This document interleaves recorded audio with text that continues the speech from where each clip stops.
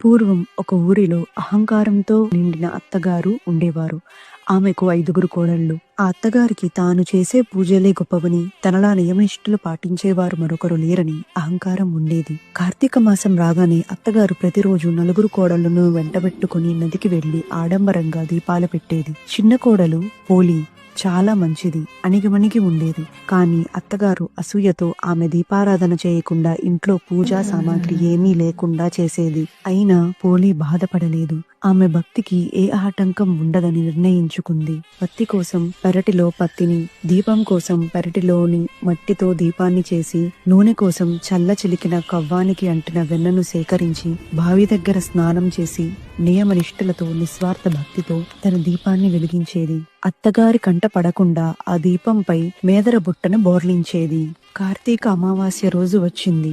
అత్తా కోడళ్ళు నదీ స్నానం ముగించుకొని తిరిగి వస్తుండగా ఆకాశం నుండి దివ్యమైన పుష్పక విమానం పోలి కోసం దిగింది. పోలి నిస్వార్థ భక్తికి మెచ్చి శివదూతలు ఆమెను స్వర్గానికి తీసుకు వెళ్లడానికి వచ్చారు. అత్తగారు అహంకారంతో కార్తీక దీపాలు పెట్టింది నేనే కదా, ఈ విమానం నా కోసమే అని పరిగెత్తింది. కాని విమానం ఎక్కుతున్నది పోలి అని చూడగానే నిర్ఘాంతపోయింది. అత్తగారు ప్రాధేయపడింది, పోలి నన్ను కూడా పైకి లాగు. అప్పుడు పోలి ప్రశాంతంగా ఇలా చెప్పింది, మీరు దీపాలు ఆర్భాటం కోసం, ఆడంబరం కోసం వెలిగించారు. నేను పరమశివుడిపై నిశ్చలమైన భక్తితో వెలిగించాను. మీ దీపాలు మీవి, నా దీపాలు నావి. నా దీపాల పుణ్యం మిమ్మల్ని చేర్చలేదు అని చెప్పి పోలి స్వర్గానికి చేరుకుంది. అత్తగారికి మిగతా కోడళ్లకు తాము కేవలం ఆడంబరం కోసమే దీపాలు వెలిగించామని, నిజమైన భక్తి పోలిదే అని అప్పుడు అర్థమైంది. ఈ కథనే పోలి పాడ్యమి నాడు చదువుకుంటారు. భగవంతుని ఆరాధనకు ఆర్భాటం, అహంకారం ముఖ్యం కాదు.